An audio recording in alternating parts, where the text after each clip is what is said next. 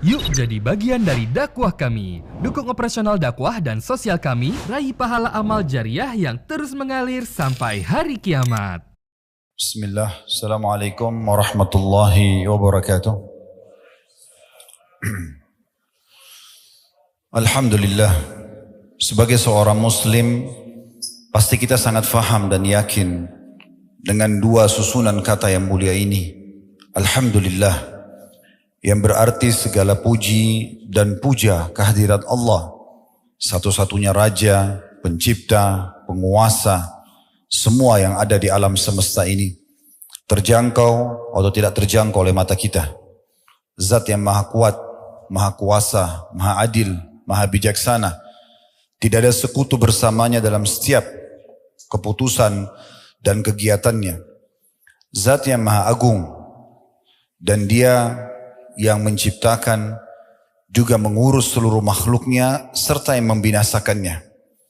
Dia dengan kemahadilannya memberikan balasan yang maksimal kepada orang-orang yang patuh dan akan memberikan hukuman juga maksimal bagi para pembangkang dan kufur kepadanya. Nikmat terbesar yang Allah berikan kepada kita yang harus dan patut kita syukuri adalah Islam dan iman ini sendiri. Karena dengan Islam dan iman kita jadi mengenal siapa Tuhan kita Allah. Kita jadi tahu kenapa kita ada di muka bumi ini. Apa tujuannya? Apa yang boleh kita kerjakan? Apa yang tidak boleh kita kerjakan? Apa yang boleh kita nikmati dari makanan, minuman, pakaian, pendapatan, pergaulan, dan mana yang tidak boleh? Biasa dikenal di agama Allah dengan halal dan haram.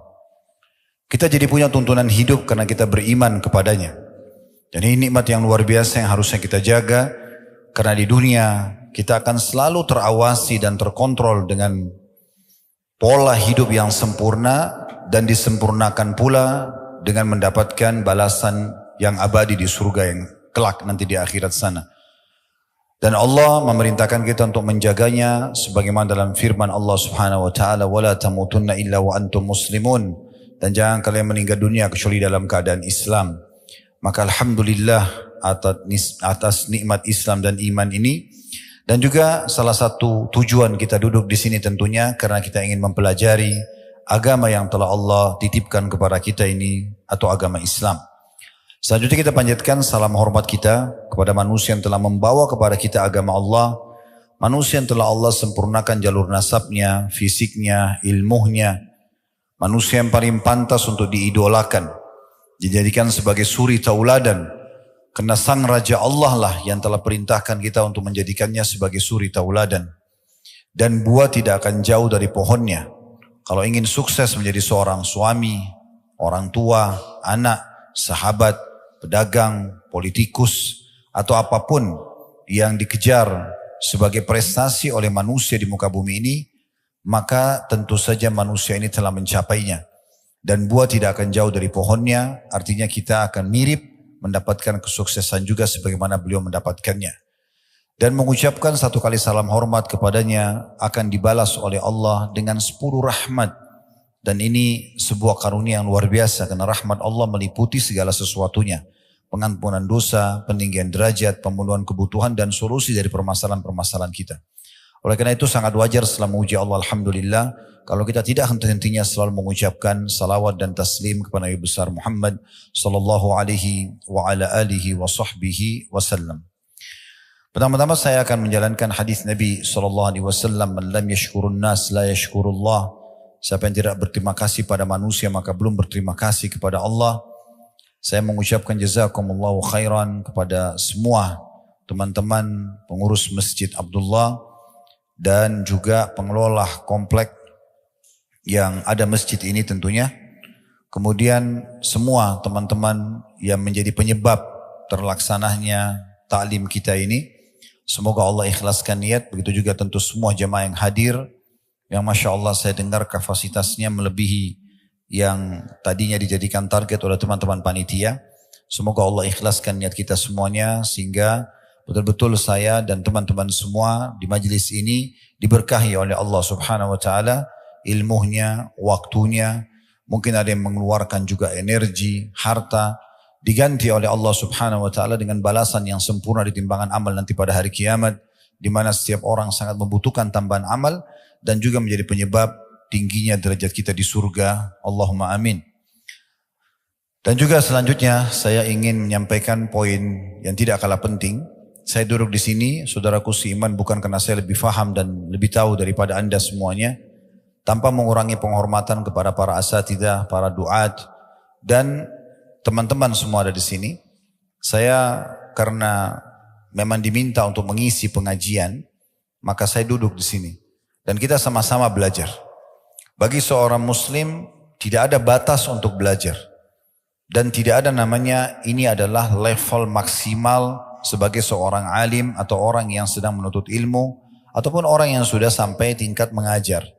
Karena kita akan terus belajar. Kita akan terus belajar sampai nanti ajal datang. Karena memang pondasi agama kita adalah ilmu. Mari kita ikhlaskan niat kita teman-teman sekalian. Kalau tadi ada yang datang hanya karena ajakan temannya, hanya karena ingin tahu, ya, misalnya testimoni saja, atau hanya karena ingin seremoni, meramaikan majelis, atau apapun, kalau ada indikasi-indikasi yang sifatnya duniawi, diubah di detik ini, niatnya ikhlas karena ingin menghadiri majelis ilmu dan mengejar keutamaannya. Sungguh luar biasa keutamaan ilmu. Ibnu Qayyim rahimahullah menyebutkan lebih dari 100 keutamaan menuntut ilmu. Di antara riwayat-riwayat yang mulia dan kami dengarkan dari guru yang mulia Dr. Sulaiman Rahili hafizahullah di saat beliau mengingatkan tentang majelis ilmu, sebuah riwayat, siapa yang keluar ikhlas ingin menuntut ilmu karena Allah subhanahu wa ta'ala, dicatatkan baginya pahala haji lengkap. Belum lagi hadis-hadis yang sahih yang disebutkan oleh para ulama hadis dinukil tentang masalah orang yang keluar ikhlas menuntut ilmu, maka seperti mujahid di jalan Allah, dinaungi oleh para malaikat dengan sayap-sayapnya karena ridho dengan perbuatan mereka. Mereka mendapatkan rahmat dari Allah subhanahu wa ta'ala dan sekian banyak ya, yang bisa kita kejar keutamaannya, dan memang seharusnya seorang muslim beribadah seperti itu. Yang ketiga teman-teman sekalian, kalau ada yang kami sampaikan nanti benar dari Allah subhanahu wa ta'ala, maka terima dan amalkan. Majelis ilmu tujuannya untuk mendapatkan ilmu dan diamalkan. Kita tidak perlu dengar dan tahu dari siapa, tapi apa yang disampaikan. Kalau itu benar, kalau Allah, kalau Rasul, dan juga didukung dengan perkataan dan perbuatan para kaum salafus salih, dimulai dari para sahabat, turun-temurun kepada tabi'in, tabi'in dan seterusnya, maka kita terima. Dan kalau ada yang keliru dari penyampaian saya, mungkin karena saya manusia biasa, tolong dimaafkan, tapi semoga tidak terjadi tentunya. Ini mungkin yang ingin saya sampaikan di pembukaan kita. Dan insya Allah pada kesempatan ini kita akan membahas tafsir surah Al-A'raf, surah nomor 7 di ayat 96. Dimulai dari ayat 96. Karena kita akan membahas tentang masalah kunci keberkahan dari langit. Bisa juga seperti yang saya lihat sudah ada di spanduk judulnya keberkahan, ya, yang bisa didapatkan atau keberkahan hidup. Saya akan bacakan dulu firman Allah subhanahu wa ta'ala yang menjadi landasan bahasan kita. Al-A'raf surah nomor 7 ayat 96. Bermulai dari situ. Kita akan baca nanti mungkin sampai ayat 100 insyaAllah. Allah berfirman, walau anna ahlal qura amanu wattaqaw lafatahna alaihim barakatim minas sama'i wal ard walakin kazzabu fa'akhadnahum bima kanu yaksibun. Jikalau semua penduduk negeri-negeri di muka bumi ini tidak terkecuali, desa, kota, negeri, komunitas, mereka beriman dan bertakwa, dua ini, pastilah kami akan limpahkan kepada mereka keberkahan dari langit dan bumi. Tetapi sayangnya mereka mendustakan atau meragukan ayat-ayat kami, sehingga kami siksa mereka disebabkan dengan perbuatan mereka itu. Di sini kita bisa perhatikan bagaimana Allah subhanahu wa ta'ala membagi ayat ini menjadi dua bagian. Bagian yang pertama adalah Allah menyampaikan kepada kita tentang syarat untuk mendapatkan keberkahan. Dan makna keberkahan dari langit dan bumi adalah kecukupan. Kalau kita mau mudah fahami rezeki, akan kita dapatkan dari langit dicurahkan dan dari bumi dikeluarkan. Nanti akan kita bacakan dari beberapa buku tafsir apa yang dimaksudkan dengan keberkahan di sini. Maka syaratnya adalah beriman dan bertakwa. Itu bagian pertama. Kemudian bagian yang kedua adalah lawannya atau rivalnya. Sebaliknya, kalau mereka mendustakan, tidak beriman, mereka tidak bertakwa, tidak tunduk kepada Allah Subhanahu wa taala, maka kami akan siksa mereka. Berarti kita nggak punya opsi. Opsinya beriman dan bertakwa, maka akan dapat keberkahan, atau kufur, maka akan disiksa. Ini bagian utama daripada ayat ini. Kita akan fokus teman-teman sekalian sebenarnya ke bagian pertamanya. Karena kita sedang bahas masalah keberkahannya. Apa yang kita dapatkan kalau kita memenuhi dua syarat tadi, kita beriman dan bertakwa kepada Allah Subhanahu wa taala. Walaupun kita tetap akan singgung potongan keduanya, yaitu tentang masalah bagaimana kalau orang kufur dan akhir daripada akibat kehidupan atau kekufuran mereka. Saya akan coba bacakan dulu beberapa tafsir yang dinukil dari buku-buku tafsir berhubungan dengan masalah Al-A'raf ayat 96. Misal, dinukil, kita ambil sebagian karena buku tafsir ada puluhan bahkan ratusan buku tafsir. Ada tafsir Al-Mukhtasar diterbitkan oleh Markas Tafsir di kota Riyadh di bawah pengasuhan atau pengawasan Syekh Dr. Saleh bin Abdullah bin Humaid, Imam Masjidil Haram, Mekah. Di tafsir ayat 96 Al-A'raf ini kurang lebih terjemahannya, sekiranya penduduk negeri-negeri itu yang kami mengutus pada mereka rasul-rasul kami kepada mereka, mereka percaya pada ajaran yang dibawa oleh para rasul dan takut kepada Rabb mereka dengan meninggalkan kekufuran dan kemaksiatan serta menjalankan perintah-perintah Allah, niscaya kami akan membukakan untuk mereka pintu-pintu semua kebaikan. Pintu-pintu semua kebutuhan akan dipenuhi dari segala penjuru. Tetapi mereka tidak percaya atau mereka masih ragu. Dan mereka tidak takut tentang siksa Allah kalau mereka berbuat maksiat. Bahkan mereka ada yang mendustakan ajaran yang dibawa oleh para rasul-rasul kepada mereka. Maka kami hukum mereka dengan azab yang datang secara tiba-tiba akibat dosa-dosa yang telah mereka perbuat. Dalam tafsir yang lain, Zubdatut Tafsir min Fathil Qadir, ditulis oleh Dr. Muhammad Sulaiman Al-Ashkar. Beliau pengajar tafsir di Universitas Islam Madinah.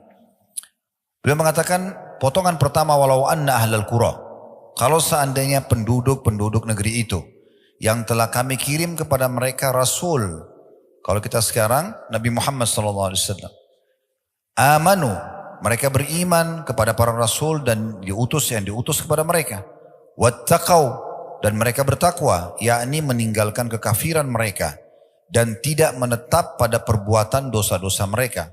La fatahna alaihim barakatim minas sama'i wal ard, pasti kami akan melimpahkan kepada mereka berkah dari langit dan bumi, yakni kami mudahkan mereka untuk memperoleh segala jenis kebaikan dari langit dan juga bumi, sebagaimana kemudahan didapatkan dengan terbukanya pintu-pintu yang sebelumnya tertutup.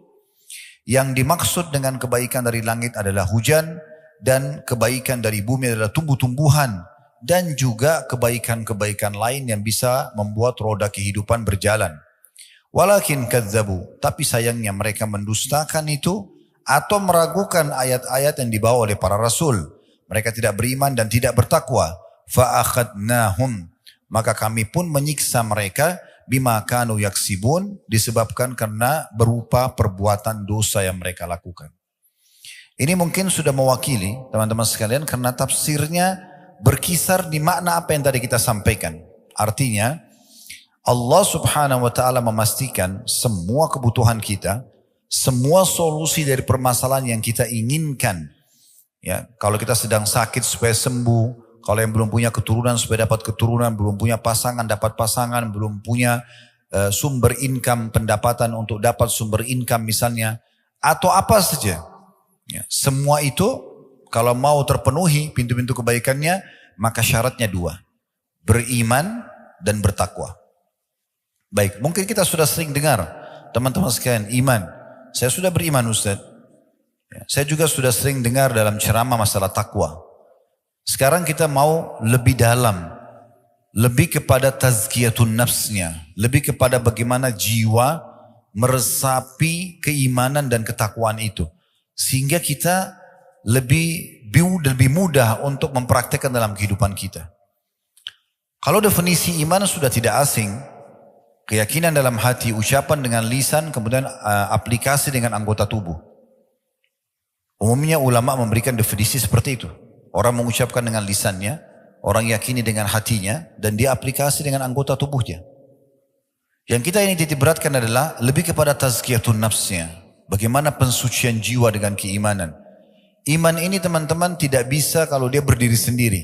Hanya ucapan lisan, ya saya sudah beriman.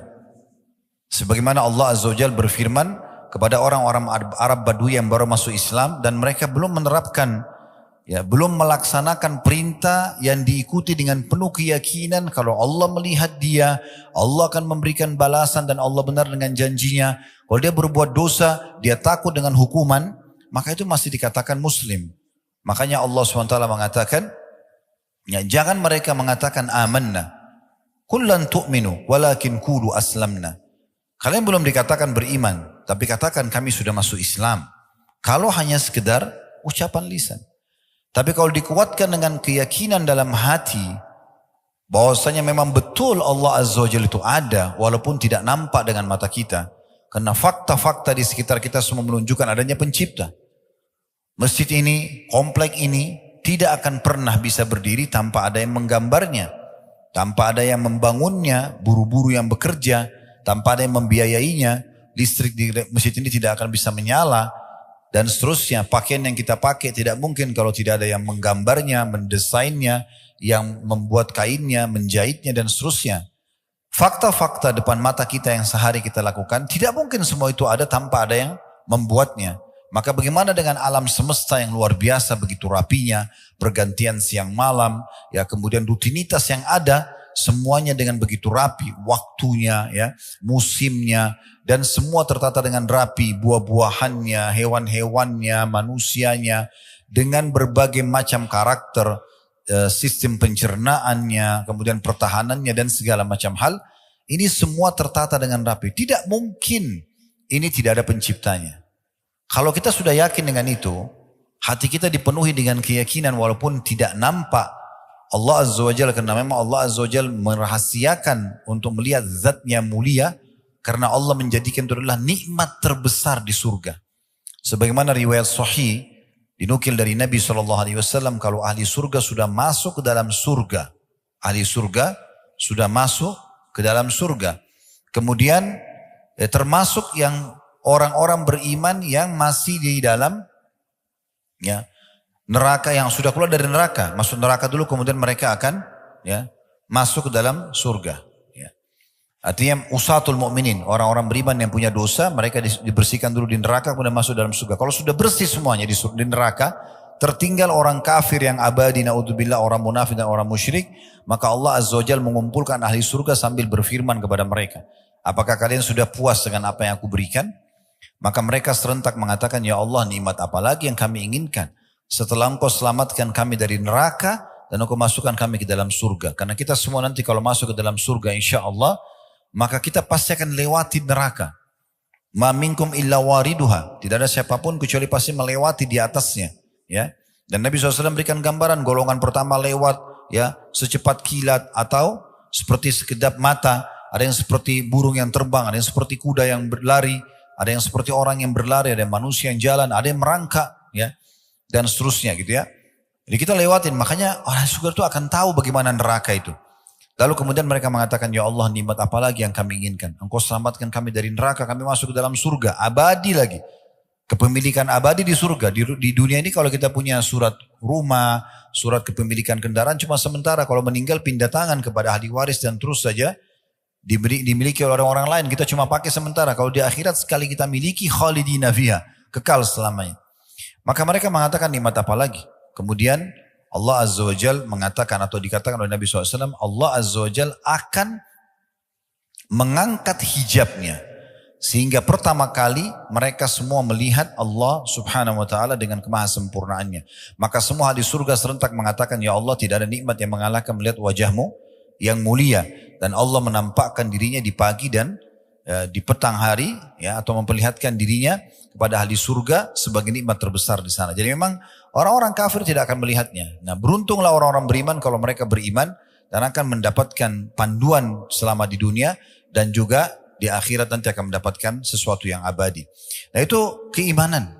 Dan kalau dia terus dipupuk, sebagaimana ahli sunnah wal jamaah, ulamanya sepakat mengatakan al-imanu yazidu bit ta'ah wa yanqus bil ma'siyah. Iman itu akan bertambah dengan makin kuat gencarnya dan kuatnya kita beramal saleh, dan dia berkurang dengan maksiat. Kalau kita fahami dan kita coba godok supaya iman itu makin tebal, makin kuat dalam hati kita, maka kita bisa makin banyak mendapatkan keberkahan dijanjikan. Dan ditambah lagi iman itu dipartnerkan dengan takwa. Takwa ini artinya patuh. Allah bilang apa, yakin, ya, tadi dalam iman, kemudian kerjakan. Dikerjakan semua yang wajib dan sunnah, dan ditinggalkan semua apa yang dilarang, haram atau makruh. Ini dia poinnya.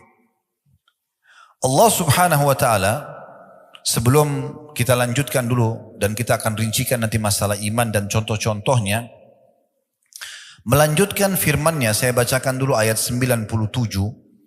Karena ini menguatkan potongan kedua dari ayat. Tapi kita tidak akan banyak fokus membahas masalah itu. Karena ini masalah hukuman Allah subhanahu wa ta'ala. Cuman akan menambah iman kita.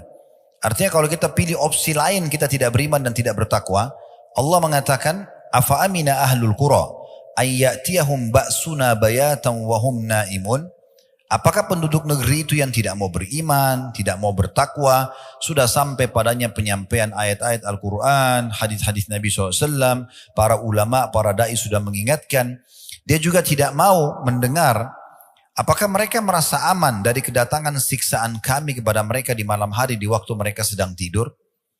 Mereka lagi tidur, tiba-tiba gempa, tiba-tiba bencana alam, tiba-tiba mati, meninggal, dicabut ruhnya. Lagi jalan, kemudian ditabrak misalnya, ya. Tapi di sini lebih kepada waktu tidur. Ayat 98-nya, awa amina ahlul qura ayyatiyahum ba'suna duham wa hum yal'abun. Apakah penduduk negeri itu merasa aman yang tidak beriman dan bertakwa dari kedatangnya siksaan kepada mereka dari kami di waktu duha pada saat mereka sedang bermain-main? Kemudian di ayat selanjutnya 99-nya, afa aminu makrallah fala ya'manu makrallahi illal qaumul khasirun. Maka apakah mereka masih merasa aman dari azab Allah yang mereka tidak dapat menduga-duganya? Tiada yang merasa aman dari azab Allah kecuali kaum yang merugi. Terakhir ayat 100-nya Allah mengatakan, awalam yahdi lil ladina yarithuna al-ardha min ba'di ahliha allau nasha'u asabnahum bidunubihim wa natba'u ala qulubihim fahum la yasma'un. Dan apakah belum jelas bagi orang-orang yang mempusakai suatu negeri sesudah lenyapnya penduduk yang pernah menghuni negeri itu, bahwa kalau kami menghendaki kami azab mereka karena dosa-dosa mereka, dan kami kunci mata hati mereka sehingga mereka tidak dapat mendengar dan mengambil pelajaran. Berapa banyak peringatan-peringatan Allah SWT dari fenomena alam. Di negara kita pernah terjadi longsor, banjir, gempa. Dan sehebat apapun orang itu, dia sulit sekali untuk menyelamatkan diri. Allah subhanahu wa ta'ala mendatangkan semua itu sebagai peringatan. Agar mereka kembali kepada potongan awal ayat. Yaitu beriman dan bertakwa. Tapi selama mereka tidak beriman, maka takwa tidak akan bermanfaat. Tapi kalau mereka beriman dan takwa mereka masih lakukan, mereka tidak lakukan. Misalnya mereka beriman tapi mereka masih dosa dan amal soleh masih dicampur baurkan. Ini masih sering datang peringatan-peringatan, gangguan-gangguan, ribut rumah tangganya dan segala macam supaya dia kembali juga. Supaya mereka tadarru'un, mereka kembali kepada Allah subhanahu wa ta'ala. Keberkahan semaksimal akan didapatkan kalau betul-betul dia menyerahkan semuanya kepada Allah subhanahu wa ta'ala. Sepenuhnya beriman kepada Allah subhanahu wa ta'ala. Allah menjanjikan dari sisi lain teman-teman sekalian. Kalau kita beriman, kita beramal saleh, tidak mungkin Allah datangkan hukuman. Tidak mungkin. Dijamin. Di dalam Al-Quran surah Hud, surah nomor 11 ayat 117. Wa ma kana rabbuka liyuhlikal qura bidzulmin wa ahluha muslihun. Kalau teman-teman lewat ayat ini jangan lewatkan begitu. Kalau baca jangan lewatkan begitu saja. Pegangi sebagai prinsip dan janji benar dari Allah. Surah Hud surah nomor 11 ayat 117. Wa ma kana rabbuka liyuhlikal qura bidzulmin wa ahluha muslihun. Tidak akan pernah hai Muhammad, Tuhanmu atau Tuhanmu sekali-kali tidak akan pernah membinasakan negeri-negeri secara zalim. Gak mungkin gempa, longsor, bencana alam datang. Tidak mungkin tiba-tiba rumah tangga itu rusak, kacau, anak tiba-tiba durhaka, tiba-tiba dapat PHK kerja. Gak mungkin. Penyakit gak sembuh, itu gak mungkin secara zalim. Sedangkan penduduknya berbuat kebaikan. Ini janji dari Allah SWT. Artinya kalau betul-betul maksimal bertakwa, ya, beriman dan bertakwa, janji Allah benar tadi di ayat 96. Pasti kami bukakan semua pintu keberkahan. Bukan dari langit saja, dari bumi pun. Apapun akan dia dapatkan solusi dan jalan keluarnya. Ini poin yang luar biasa yang harus kita fahami baik-baik. Bagaimana Allah Azza wa Jalla menjanjikan itu. Di dalam surah Al-Qasas surah nomor 28 ayat 59 Allah Azza wa Jalla juga berfirman. Al-Qasas surah nomor 28 ayat 59. Wa ma kana rabbuka muhlikal qura hatta yab'atsa fi ummiha rasulan yatlu 'alaihim ayatina wa ma kunna muhlikil qura illa wa ahluha zalimin. Dan tidaklah Tuhanmu hai Muhammad membinasakan kota-kota sebelum dia mengutus di kota itu seorang rasul yang membacakan ayat-ayat kami pada mereka. Dan tidak pernah pula kami membinasakan kota kecuali penduduknya dalam keadaan melakukan kezaliman. Ada permasalahan tidak pecah, tidak selesai-selesai, permasalahannya ada di sini. Permasalahannya ada di pelanggaran kita. Ikhwan dan akhwat sekalian, coba fahami baik-baik secara tazkiyatun nafs, pensucian jiwa. Kalau ada sesuatu yang terjadi pada hidup kita, tidak usah langsung nyalahkan siapapun di sekitar kita. Yang paling pertama, introspeksi diri. Hubungan antum sama Allah rusak atau tidak? Terganggu atau tidak? Antum sedang buat maksiat gak? Karena semua dosa dan pelanggaran itu akan mendatangkan ujian-ujian itu. Tapi kalau tidak, harusnya tidak. Lalu bagaimana Ustaz kami memahami hadis Nabi SAW bahwasanya ujian itu yang paling berat kepada para nabi-nabi? Ini beda. Hadis itu disebutkan oleh Nabi SAW pada saat beliau sedang demam. Ada seorang sahabat datang lalu memegang baju beliau, selimut beliau, tembus demamnya. Lalu sahabat ini mengatakan, ya Rasulullah, Anda terkena demam yang tidak umum. Ini luar biasa. Kata Nabi SAW, iya, kami para nabi-nabi diuji 2 kali lipat yang diujikan pada kalian.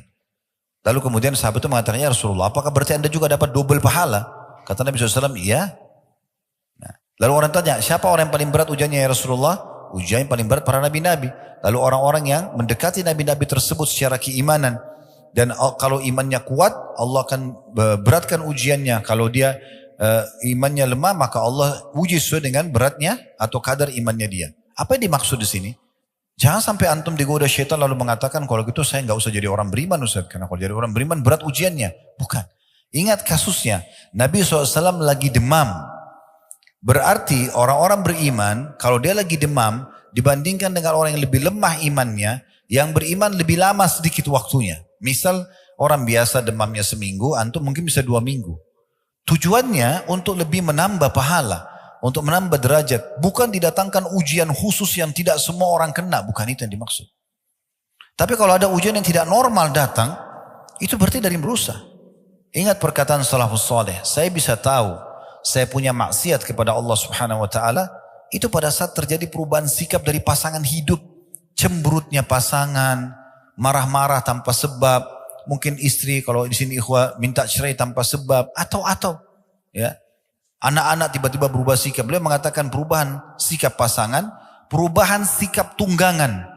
Masa dulu orang kalau mau naik kuda, naik unta, tiba-tiba ada masalah. Mungkin sekarang mau naik motor, mau naik mobil, atau sampai pada tikus yang masuk ke dalam rumah. Dijadikan sebagai bahan introspeksi diri. Harusnya tikus gak masuk ke dalam rumah. Seperti itu bahasa. Orang beriman bertakwa akan dijaga oleh Allah Subhanahu wa taala sampai kepada hal-hal yang kecil. Jadi saking mereka fahamnya ayat ini sampai mereka menganggap apapun yang mengganggu berarti sebabnya dosa. Harusnya tidak masuk tikus itu. Harusnya tidak gini dan gitu. Seperti itulah gambarannya. Ini yang harus kita tanamkan. Ini yang kita ingin titik beratkan nih. Supaya jangan sampai kita bermain-main untuk menghilangkan keberkahan Allah SWT. Atau kita anggap remeh. Ya, sehingga membuka pintu-pintu pelanggaran. Ini penting sekali.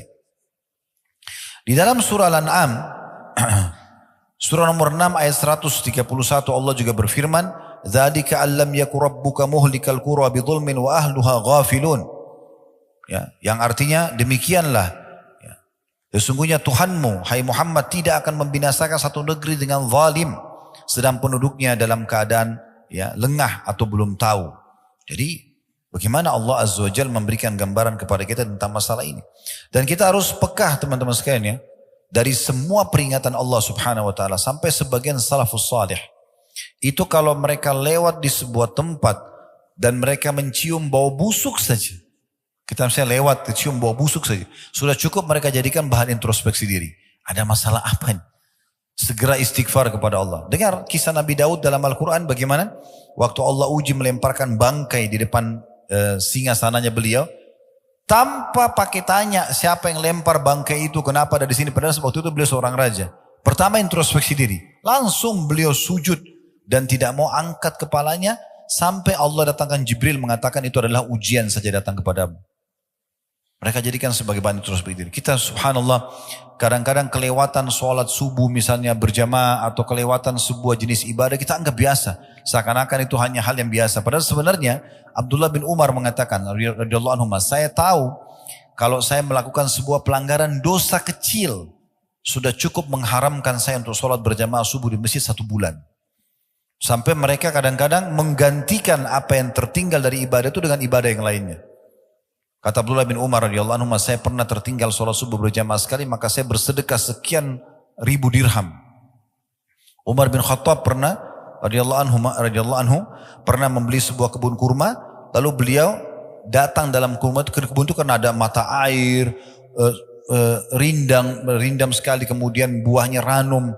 Beliau sampai luput sholat asar, lewat asar, nggak tahu waktunya. Ya. Selepas beliau keluar dari kebun, baru mau sholat asar, orang sudah bubar. Maka Umar mensedekahkan kebunnya itu di jalan Allah SWT sebagai tebusannya. Kita subhanallah kadang-kadang hanya tidak sholat, setelah sholat hanya kena minumannya atau makanannya, atau hanya ngobrol sama sahabatnya, atau urusan bisnisnya, dia dianggap itu adalah biasa. Betul ujian dari Allah SWT. Coba pakai ini ya. Ada orang datang kepada Hasan Basri bilang begini. Anda mengatakan dan mengajarkan kepada umat, kalau orang buat maksiat akan diuji. Akan datang hukuman Allah Subhanahu wa ta'ala. Tapi saya selama ini tidak rasakan ada hukuman. Saya oke-oke saja gitu. Maka Hasan Basri mengatakan, kalau kau anggap hukuman Allah belum datang, kamu keliru. Bahkan kemungkinan besar hukuman Allah yang paling berat sudah datang padamu. Heran orang itu. Dia bilang, saya belum merasakan. Karena orang ini berpikir hukuman itu hanya selalu rasa sakit di badan saja. Maka Hasan Basri menanyakan, apakah selama kau buat maksiat ini, lalai dari Allah, kau bisa sholat malam? Dia bilang tidak.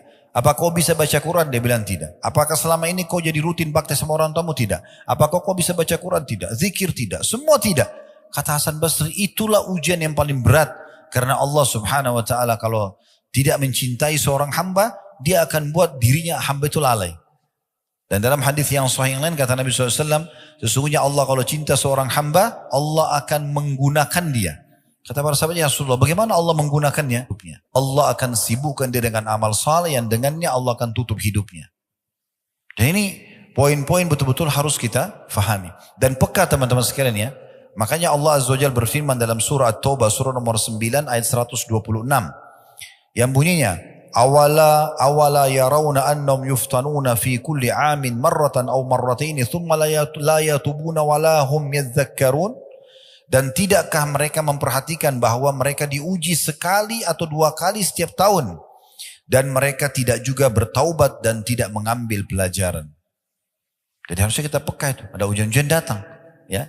Sebagian salaf kalau datang kakinya kesentuh batu saja, innalillahi wa inna raji'un, mau keluar rumah tiba-tiba hujan, dia nggak bisa, janjinya bisa batal, innalillahi wa inna raji'un. Mereka luar biasa pekahnya, menganggap semua yang tidak disukai berarti ini ada urusannya dengan masalah pelanggaran-pelanggaran yang dilakukan. Nah seperti itu. Antum kalau sudah bisa sampai pada level ini level keimanan. Dan iman ini sudah dirasakan nikmat sekali kalau sudah sampai pada tingkat itu. Dan ini teman-teman sekarang harus dipupuk, harus dibiasakan. Tadi kita sudah bilang kaidahnya, iman itu bertambah dengan ketaatan, berkurang dengan kemaksiatan. Nah seperti itulah. Dan juga teman-teman sekalian, kita coba angkat bagaimana Abdullah bin Mas'ud radhiyallahu anhu dinukil oleh At-Tabari dalam tafsir beliau di jilid 17 halaman 478 bahwasanya pernah Abdullah bin Mas'ud datang ke atau tinggal lewat di Kufah. Kota Kufah ini salah satu kota di Irak. Dan pada saat itu ya terdengar suara guntur yang sangat keras. Maka beliau langsung menengadahkan wajahnya ke langit sambil mengatakan dengan suara keras agar orang dengar, wahai sekalian manusia, sesungguhnya Allah Tuhan kalian ya di atas sana menginginkan kalian segera bertobat kepadanya, maka segeralah kembali kepada Allah. Dalam riwayat lain Abdullah bin Zubair radhiyallahu anhu ya. Abdullah bin Mas'ud tadi itu ya terjadi gempa, maka beliau mengingatkan orang bahwasanya Tuhan kalian menginginkan kalian tobat ya sesegera mungkin sebelum datang siksaan yang lebih berat. Kalau itu tadi dimungkin oleh Tabari. Kalau perkataan tadi yang saya sampaikan itu adalah perkataan Abdullah bin Zubair radhiyallahu anhu dalam kitab Zadul Masir fi Ilmu Tafsir di jilid 2 halaman 486 waktu mendengarkan guntur beliau mengatakan innahu wa'idun syadidun di ahlil ard. Sesungguhnya ini peringatan yang sangat keras dan jelas juga tegas bagi semua penduduk bumi agar mereka segera kembali kepada Allah Subhanahu wa taala. Baik teman-teman sekalian, kita coba lebih dalami masalah keimanan ini dan ketakwaan itu dengan kisah. Saya coba mencari kisah-kisah yang unik mungkin masih jarang orang dengar ya. Tapi mudah-mudahan saya saya yakin mungkin tidak asing bagi antum, tapi mungkin masih tidak terlalu sering diangkat. Kalau pernah dengar nama sahabat yang mulia ini Abdullah ibn Huzafah radhiyallahu anhu. Sayang sekali, mungkin di antara guru-guru yang mengajar kaum muslimin, kisah-kisah seperti ini tidak dijadikan sebagai kisah heroik, kisah yang harus selalu disampaikan agar bisa membakar keimanan kita.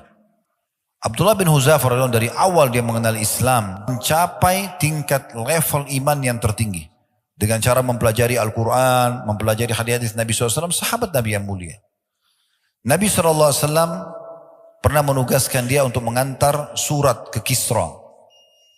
Pada saat dia antar surat ke Kisra, dan dia jalan sendirian.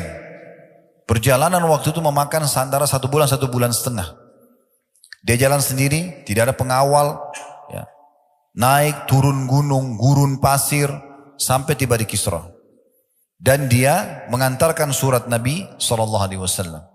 Dan Kisra itu marah. Kenapa? Karena memang suratnya Nabi SAW berisi Bismillahirrahmanirrahim. Kemudian dari Muhammad utusan Allah SAW kepada ya Kisra. Ya. Semoga keselamatan tercurahkan bagi orang-orang yang mengikuti petunjuk. Tapi rupanya pada saat itu Kisra marah. Karena dia anggap Nabi Muhammad SAW berada di bawah kekuasaannya. Dia anggap Jazirah Arab itu wilayah penjajahannya dia. Dan dia tidak terima itu. Maka dia langsung sobek surat itu. Tapi Abdullah bin Huzafah tetap aja tegar. Dia tidak takut. Dan dia sudah tahu. Dia bilang akhir saya cuma bisa saya diusir atau saya akan dipenggal leher saya. Tapi yang penting saya sudah menyampaikan risalah Nabi Muhammad SAW maka tidak ada masalah. Baik. Itu satu kejadian. Tapi ini bukan yang saya ingin titip-berakan. Saya ingin titip-berakan kisah yang kedua. Ini di tahun 19 Hijriah. Kita tutup dengan ini. Mungkin teman-teman yang dari Malang bisa sholat isya dulu habis ini. Kami sudah jamak tadi. Abdullah bin Huzafah radhiyallahu anhu ini, teman-teman sekalian, di tahun 19 Hijriah, beliau pernah diutus oleh Umar bin Khattab radhiyallahu anhu dalam salah satu peperangan, memimpin pasukan, dan dia sama teman-temannya semuanya ditawan oleh Raja Romawi, pasukan Romawi, dan mereka mencari tahu, ya, siapa saja yang ada dalam pasukan muslimin itu, dan mereka menemukan ternyata yang masih ada hubungannya dengan Nabi Muhammad SAW. Sahabat langsungnya adalah Abdullah radhiyallahu anhu. Maka mereka mengikatnya dan membawanya kepada Heraklius, ya, atau pada saat itu istilah bagi Kaisar Romawi.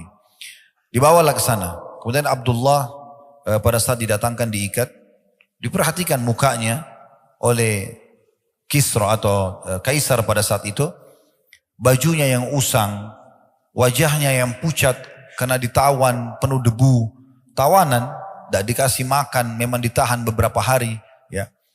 Tapi dia lihat orang ini seperti santai saja. Maka Kaisar tidak ingin membunuhnya seperti umumnya tawanan-tawanan. Maka ditawarkan, dia mengatakan, siapa namamu? Abdullah.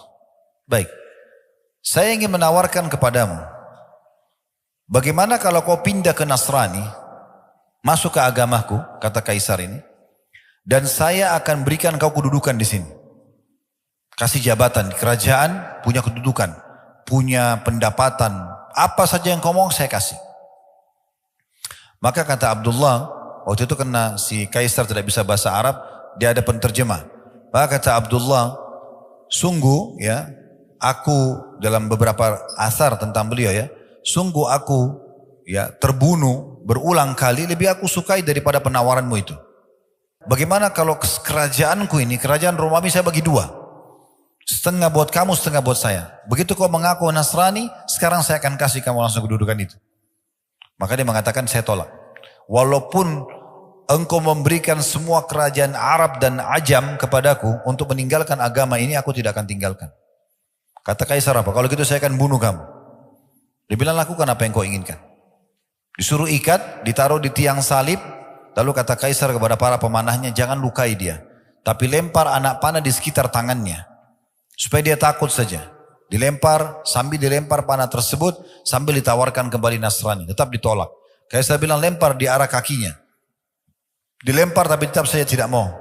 Hanya disuruh turun. Kemudian Kaisar menyuruh mendatangkan satu kuali besar. Isinya minyak yang sengaja dipanasi dengan api. Dipikul oleh banyak orang, ditaruh di atas api lalu mendidih. Kemudian dibawalah 2 orang dari tawanan muslim. Dilempar ke dalam api panas itu. Baru masuk beberapa detik sudah keluar tinggal tulang-tulang saja karena panasnya minyak itu. Di depan mata dia. Kita bayangkan satu bejana besar dipanasin dengan api. Bejananya panas, minyaknya panas mendidih lalu dilempar dari kita ke situ. Ini ujian yang luar biasa. Maka diperlihatkan 2 orang itu. Lalu Kaisar bilang, kalau kau tidak mau pindah Nasrani saya akan bunuh kau seperti 2 temanmu itu. Kata Abdullah, silahkan lakukan. Digiringlah Abdullah menuju ke minyak itu. Pas dekat api Abdullah nangis. Kata prajuritnya, dia nangis. Kita lapor dulu kepada Kaisar. Dilapor, wahai Kaisar dia sudah nangis. Kata Kaisar, kembalikan ke saya. Mungkin sudah lunak hatinya. Begitu didatangkan, kata Kaisar, kenapa kau menangis? Dia bilang, saya menyesal karena saya cuma punya 1 nyawa. Saya berharap punya nyawa sejumlah helai rambut saya. Semuanya dilempar ke minyak itu supaya semuanya mati di jalan Allah. Kaisar jadi putus asa. Nggak tahu dia harus buat apa dengan orang ini. Mau dibunuh pun tidak ada masalah. Nangisnya hanya karena punya 1 nyawa. Gitu kan? Itu luar biasa. Maka akhirnya Kaisar bingung. Bagaimana caranya? Dia sudah malu dengan semua orang yang ada di sekitarnya. Karena dia sudah coba bunuh nggak berhasil. Dia coba takut-takuti nggak berhasil. Maka akhirnya Kaisar mengatakan apa? Begini saja. Apa kau mau untuk mencium kepalaku? Mencium kepala ini penghormatan gitu. Cium kepala saya akan bebaskan kamu. Abdullah sempat berpikir dalam beberapa asar dia katakan, saya mencium kepala musuh Allah ini, tapi kalau untuk saya bebas dan dia mau menerima syarat saya untuk bebaskan tawanan muslimin, saya akan terima. Lalu Abdullah mengatakan, bagaimana dengan tawanan muslimin, apa kau akan bebaskan juga? Kata Kaisar, iya, kalau kau cium kepala saya, kamu dan semua saya akan kasih. Maka akhirnya dia cium kepalanya Kaisar, lalu dibebaskan dia dengan tawanan muslimin, bahkan dikasih banyak sekali. Dalam beberapa riwayat dikasih sekian ratus kain baju kehormatan, dikasih sekian peti emas, banyak dia bawa pulang. Jadi seakan-akan dia ini membawa ghanimah, harta rampasan perang dari perbuatan dan sikapnya tadi. Sampai sebagian ulama menanggapi mengatakan bukan mustahil, Kaisar itu sebenarnya mungkin masuk Islam dan seperti keadaannya ya Najasyi yang menyembunyikan keislamannya. Karena tidak masuk akal dia menyelamatkan Abdullah dan dia berikan segala pemberian ini. Itu berarti kemungkinan ada sesuatu di situ. Tapi kasusnya adalah Abdullah ini pulang ke Madinah menceritakan kepada Umar bin Khattab, lalu Umar mengatakan apa? Sangat pantas untuk semua muslim mencium kepalanya Abdullah dan saya akan memulainya karena dia telah menjaga kemuliaan agama ini. Ini contoh keimanan. Seseorang di antara kita di masa sekarang hanya takut meninggalkan pekerjaannya. Masih ada pekerjaan yang lain. Subhanallah, tidak mau tinggalkan. Lalu mau bicara masalah keimanan. Seseorang tidak mau meninggalkan komunitasnya, ya, tidak mau memperbaiki rumah tangganya, tidak mau ini dan itu hanya karena masalah ya dunianya, dan dia dahulukan daripada keimanan. Bagaimana dia mau berharap bisa mendapatkan keberkahan yang sempurna? Nah, ini salah satu contoh saja. Kita langsung saja melanjutkan ke kisah yang berbeda. Walaupun tadi sebenarnya ada athar yang lain menyebutkan bahwasanya Abdullah bin Hudzafah radhiyallahu anhu pada saat beliau menolak untuk masuk ke agama Kristen setelah diikat di tiang salib, beliau dimasukkan ke dalam sebuah penjara, kemudian dibiarkan tidak makan sampai beberapa hari. Dan yang dihidangkan di penjaranya itu adalah babi dan juga minuman keras atau khamr. Dan ternyata beliau tetap juga tidak makan. Dan waktu dikeluarkan ditanya oleh Kaisar Romawi, kenapa kau tidak memakannya? Dia mengatakan sebenarnya agama saya sudah membolehkan saya makan karena mungkin saya akan mati kalau tidak makan. Tetapi saya tidak ingin memberikan celah untukmu menilai negatif terhadap agamaku. Barulah kemudian proses tadi, beliau dipancing untuk dimasukkan ke dalam minyak dan sampai akhir kisah yang sudah kita sampaikan. Kita sekarang pindah ke kasus yang berbeda tentang masalah sikap dan keputusan yang diambil oleh Abu Dahdah radhiyallahu anhu. Abu Dahdah seorang sahabat yang mulia dari kalangan Ansar, terkenal hatinya penuh dengan keimanan. Dan subhanallah, orang kalau sudah imannya mendalam, sudah tebal, sudah memenuhi hatinya, sudah menjadi sebagai panduan hidupnya, pengontrol hidupnya, maka apa saja jadi mudah untuk dikerjakan. Walaupun sebenarnya berat di mata sebagian orang yang belum tertanam iman dalam hatinya. Disebutkan kisahnya, Abu Dahdah ini punya sebuah kebun, beberapa kebun maaf, dan setiap kebun itu punya 600 pohon kurma. Perlu teman-teman garis bawahi ya, kalau di Timur Tengah, di negara-negara Arab, dari masa Nabi SAW sampai hari ini, tolok ukur orang itu kaya, bukan karena punya mobil mewah atau rumah besar, tapi kalau dia punya kebun kurma. Karena kebun kurma ini pohonnya mahal dan produktif. Bisa berbuah sepanjang tahun. Maaf, bisa berbuah setahun sekali atau setahun 2 kali tergantung daripada pemumpukannya. Tetapi buahnya, kalau yang sudah tahu alhamdulillah, kalau yang belum tahu kurma itu ada banyak jenisnya, bahkan sampai ratusan jenis. Kalau kita bicara kurma yang kering, itu bisa bertahan bertahun-tahun. Sehingga dia sangat menguntungkan, seperti itulah. Demikian sebuah kisah tentang Abu Dahdah radhiyallahu anhu dengan istrinya Ummu Dahdah radhiyallahu anha. Bahwasanya seseorang telah datang kepada Nabi SAW dan mengatakan, ya Rasulullah, sesungguhnya ada si fulan ini tetangga dia, memiliki pohon yang tumbuh masuk ke pekarangan saya. Dan saya mau garap tanah saya ini. Kalau pohon itu ditebang, minta dia tebang gak mau. Minta dia berikan kepada saya juga gak mau. Jadi tolong bantu saya, minta pohon itu buat saya ya Rasulullah. Maka Nabi SAW panggil orang yang punya pohon kurma yang satu yang masuk ke tanah orang ini. Kata Nabi SAW, berikanlah satu pohon kurmamu itu untuk dia sesuai dengan perintah saya, dan balasannya kau akan dapat gantinya pohon kurma di surga. Tapi subhanallah, orang ini tidak mau. Dalam kisah ini orang ini tidak mau. Di situ kebetulan ada Abu Dahdah radhiyallahu anhu. Beliau mengatakan, ya Rasulullah, apakah betul yang anda katakan tadi? Maksudnya kalau diganti satu pohon kurma diganti dengan pohon kurma di surga? Kata Nabi SAW, iya. Langsung Abu Dahdah tidak banyak bicara, datang kepada pemilik pohon kurma itu, lalu negosiasinya begini.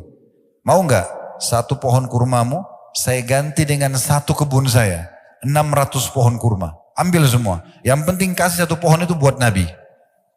Orang itu kena tamak dengan dunia.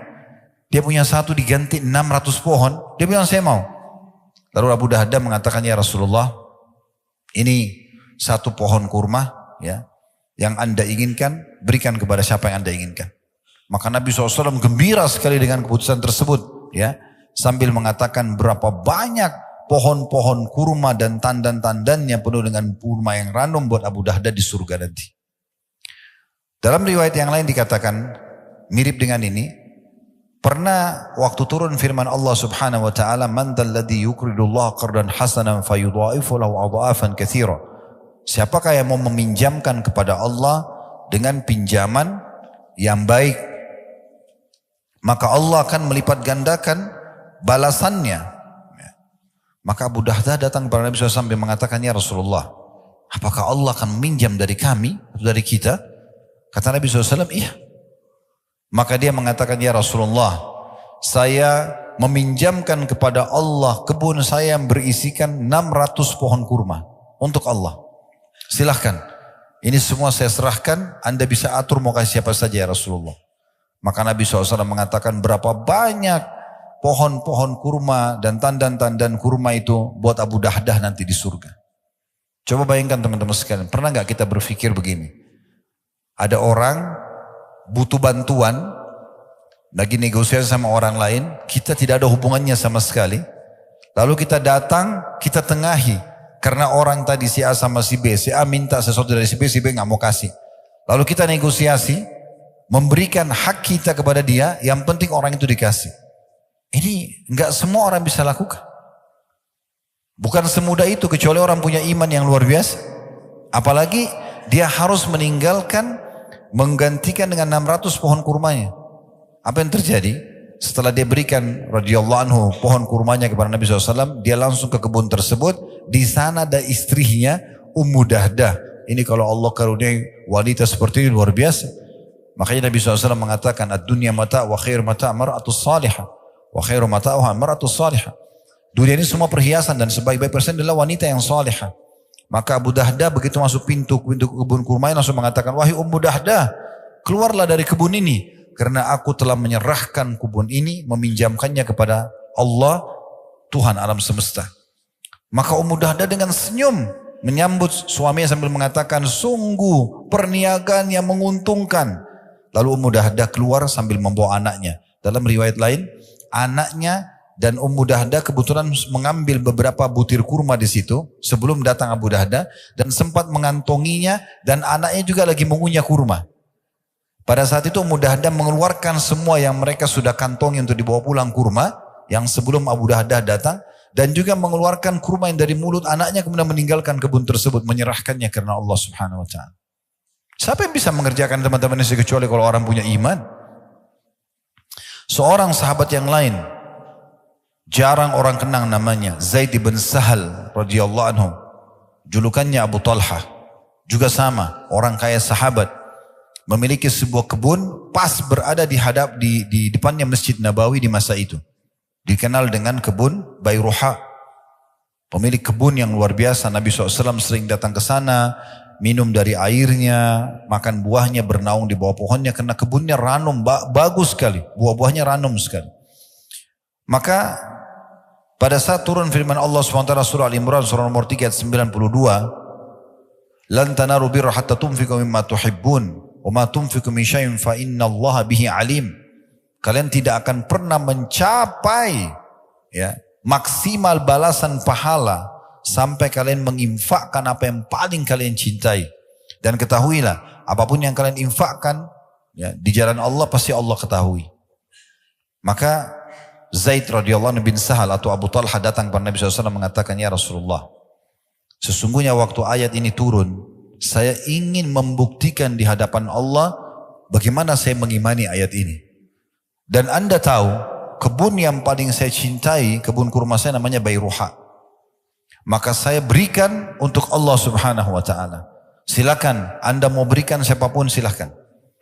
Kata Nabi SAW, "Sungguh perniagaan yang menguntungkan." Sampai Nabi SAW senyum. Lalu beliau mengatakan, "Saya melihat engkau bagi kepada sanak kerabatmu." Maka dia pun membagi kepada sanak kerabatnya. Dan subhanallah, mungkin karena ikhlasnya ya, sekarang kebun itu masuk dalam perluasan Masjid Nabawi. Jadi bagian daripada masjid. Nah itu juga siapa kira-kira teman-teman sekalian yang bisa mau berinfak seperti ini kecuali orang yang betul-betul terdorong dengan keimanan. Belum lagi kalau kita bicara di medan jihad, medan perang. Saya beberapa hari yang lalu berbicara dengan beberapa teman dari Gaza. Lalu mereka itu seperti berkaca-kaca menceritakan tentang bagaimana kondisi di sana. Dan memang betul-betul luar biasa. Dibom, terbakar badannya, meledak kepalanya di depan keluarganya, rumahnya hancur. Sambil dia menggambarkan itu. Lalu saya berpikir, lagi dia cerita, bagaimana caranya saya menghibur saudara saya muslimin. Lalu saya mengatakan begini, saudaraku, semestinya kami ini yang sedang tidak diuji oleh Allah seperti itu, tidak lagi di medan jihad, cemburu dengan antum. Karena memang untuk mati syahid harus terbunuh. Ya inilah caranya. Hamzah radhiyallahu anhu pada saat ditemukan jenazahnya, Umar bin Khattab mengatakan, saya belum pernah melihat Nabi SAW menangis seperti pada saat beliau menangis melihat jenazahnya Hamzah. Hidungnya terpotong, mukanya tercabit-cabit, dadanya terbelah. Jadi luar biasa jasadnya. Bagaimana Abdullah bin Haram radhiyallahu anhu di perang Uhud, kepalanya bocor, dihantam oleh musuh. Bagaimana Anas bin Nadhr radhiyallahu anhu pada saat beliau masuk menyerang sendirian 2.800 pasukan Quraisy di perang Uhud sendirian, dan beliau menembus pasukan itu dan tidak ditemukan satupun kecuali potongan badannya, kecuali cuma jempol tangannya yang dikenal oleh adik atau kakak perempuannya saja. Terbakar semangat mereka untuk mau menyerahkan nyawa mereka. Saya bahasakan, memang begitu orang kalau mau mati syahid, ya mati memang. Dan mati memang harus begitu, dibunuh oleh musuh. Ya tidak ada namanya mati itu ditampar mati, atau cuma dicubit. Ya dipenggal lehernya, ya ditusuk badannya, ya dibom kepalanya, memang begitu. Tetapi hiburannya adalah Nabi SAW bersabda, semua orang yang mati syahid tidak akan merasakan sakit kecuali seperti cubitan, kecuali seperti cuma cubitan saja. Mau dia kena bom, mau dia kena strum, mau dia dipenggal lehernya, sama. Ada satu ibu menceritakan di Gaza, anaknya subhanallah lagi lari menuju ke ibunya, kena bom dari atas, meledak kepala anak itu di depan mata ibunya. Ibunya sedih, depan mata lihat, ini seorang ibu lagi, terbawa dengan perasaannya. Subhanallah, dia sedih, diwawancarai, dia bilang semoga ya Allah berhentikan ini dan segala macam, orang yang sedih. Malam harinya anak ibu ini mimpi dan dia menceritakan keesokan harinya, dan itu juga dinukil di media sekarang. Malam hari dia mimpi Allah datangkan anaknya, anaknya seakan-akan berlari pada dia, tapi mengalihkan jalan menuju ke taman surga, langsung masuk ke surga, dan ibu itu melihat surga. Lalu ibu ini mengatakan, saya sempat tanya anak saya tapi dalam mimpi nggak bisa diatur. Apa kau rasa sakit pada saat kena bom nak? Dia bilang hanya seperti cubitan saja. Ini yang sekarang lagi terjadi di hari-hari kita. Allah subhanahu wa ta'ala memang menguji iman seseorang dan ketakwaannya. Memang kalau mau mati syahid, dinikahkan dengan 72 bidadari, menyelamatkan 70 keluarganya, tidak dikena lagi fitnah kuburan, akan diampuni semua dosanya, masuk surga tanpa hisab, derajat tertinggi di surga, dan sekian banyak keutamaan orang yang mati syahid. Ya memang harus terbunuh. Dan dibunuh, namanya bunuh itu ya kepalanya pecah, ya dipenggal lehernya, ya memang begitu. Tetapi subhanallah, pemandangan ini kalau kita gunakan kacamata iman tidak akan ada pengaruhnya sama sekali. Tidak akan ada pengaruhnya. Waktu Nabi SAW lihat jenazahnya Hamzah, beliau di saat itu live menyampaikan kepada para sahabat, dan kalau antum baca riwayat-riwayat tentang bagaimana Nabi waktu lihat jenazah Hamzah di Uhud, beliau mengatakan, sesungguhnya Hamzah, ya, aku diperlihatkan oleh Allah bertelekan di dipan-dipannya di surga, dan dia adalah pemimpin para syuhada. Ja'far bin Abi Thalib pada saat terputus tangannya di perang Mu'tah, kemudian Nabi SAW waktu itu menceritakan live di masjid. Zaid bin Harithah masuk menyerang musuh, dan kemudian dia membunuh sekian banyak musuh sampai akhirnya dia dibunuh oleh musuh. Bendera jatuh sekarang, Ja'far maju, Ja'far mengambil bendera, karena Nabi SAW tunjuk 3 pemimpin. Zaid bin Harithah, kemudian Ja'far bin Abi Thalib, kemudian Abdullah bin Rawaha. Lalu Ja'far datang mengambil bendera tersebut dan dia menyerang musuh. Namun karena banyaknya korban belepotan darah di sana sini di medan perang. Darah dengan baunya, dengan kentalnya dan fresh, baru jatuh dari badan orang. Dilihat depan mata. Lalu Ja'far turun dari kudanya karena nggak bisa jalan. Kudanya pun ya ditebas sama dia. Kata Nabi SAW, dialah orang yang pertama membunuh kudanya di jalan Allah. Kemudian dia maju menyerang musuh sampai tangannya dipotong oleh musuh tangan kanannya. Lalu kemudian dia pegang bendera dengan tangan kirinya, dipotong tangan kirinya. Ini pemandangan yang luar biasa. Kita dengar saja luar biasa. Bagaimana kalau kita ada depan mata, bagaimana Ja'far yang mengalaminya. Lalu dia tahan bendera dengan kedua sisa tangannya, lalu ditusuk dan mati syahidlah Ja'far. Lalu Abdullah bin Rawaha datang dan mengambil bendera, lalu kemudian maju dan terbunuh juga. Dan seterusnya. Kisah ini cukup panjang dalam perang Mu'tah. Tapi waktu itu Nabi SAW memberikan langsung informasi kepada muslimin, aku diperlihatkan Ja'far sedang berterbangan mengelilingi surga bersama dengan para malaikat di mana Allah ganti kedua tangannya yang terputus dengan dua sayap yang meneteskan darah. Makanya ada julukan Ja'far At-Tayyar. Memang untuk mendapatkan mati syahid ya berdarah. Memang harus luka. Itulah perang. Di perang Uhud teman-teman sekalian. Waktu terjadi perang Badar tahun 15 Ramadan tahun 2 Hijriah, 314 orang sahabat melawan 1000 orang Quraisy. Kuasa Allah SWT. 314 ini pilihan. Bukan mereka harus untuk pergi medan perang waktu itu ya. Mereka boleh pergi, boleh tidak. Maka yang ikut para sahabat cuma 314 orang. Dan tadinya tujuannya menghalang kafilah dagang Quraisy yang dijaga cuma 40 orang prajurit. Tapi kuasa Allah dalam surah Al-Anfal Allah gambarkan Allah mengatur peperangan Badar itu. Terjadi dalam peperangan, menanglah muslimin. 70 tokoh Quraisy diantaranya Abu Jahal, Al-Walid, Syaibah, Umayyah bin Khalaf mati semua di situ. Ya, terbunuh semua. Tersisa tokoh Quraisy yang tua cuma satu, Abu Sufyan saja yang berhasil lolos dengan kafilah dagang. Dan digambarkanlah bagaimana malaikat turun, ya, bagaimana muslimin berhasil membunuh mereka, bagaimana para syuhada. Ya, disampaikan Nabi SAW mereka bertemu dengan Allah, mereka sangat gembira dengan kematian mereka dan mereka berharap kembali ke dunia agar terbunuh lagi. Waktu pulang pasukan dari Badar ini, umumnya mereka menceritakan apa yang terjadi. Masyarakat muslim yang ada di Madinah terbakar semangatnya. Wah, ini luar biasa nih. Nanti kalau terjadi perang lagi kita juga mau mati syahid, kita juga mau begini, kita juga mau begitu. 1 tahun setelah itu, 16 Syawal tahun 3 Hijriah hari Sabtu terjadi perang Uhud. Waktu terjadi perang Uhud, kuasa Allah Subhanahu wa taala di awal peperangan muslimin menang, di pertengahan mereka kalah. Waktu mereka kalah, Allah Subhanahu wa taala menurunkan Al-Qur'an setelah perang Uhud. Walaqad kuntum tamannawna al-mauta min qabl faqad ra'aitumuh. Katanya, ya, begitu terjemahan ini mungkin dari saya supaya mudah difahami ya. Awalnya pengen mati syahid semuanya. Ini mati sekarang depan mata kalian sudah lihat. Mana buktikan? Jadi memang begitu. Memang kalau mau mati, mau dapat syahadah, ya harus mati terbunuh. Dan namanya terbunuh ya sudah, korbanin semuanya. Tetapi memang obatnya adalah mereka hanya merasakan sakit seperti dicubit. Dan orang yang dipenggal lehernya, yang kena bom tidak lagi mengatakan aduh kepala saya sakit, aduh saya panas kena bom, nggak ada lagi. Karena orang mati cuma merasakan satu, sakaratil maut, proses pencabutan ruh. Orang beriman mudah, orang kafir susah. Selesai. Sesederhana itu kok. Jadi tidak perlu takut mati. Ada kisah yang luar biasa dari Anas bin Nadhr tadi yang saya sempat singgung. Beliau waktu pasukan muslimin di perang Uhud mulai terpukul mundur, kalah. Dan Ibnu Qami'ah, seorang tokoh Quraisy, dia membunuh Mus'ab bin Umair, pemegang benderanya muslimin. Dan kebetulan karena Mus'ab ini orangnya mirip sekali sama Nabi. Putih, tinggi badannya, postur tubuhnya, rambutnya mirip sekali. Dan pemegang bendera muslimin.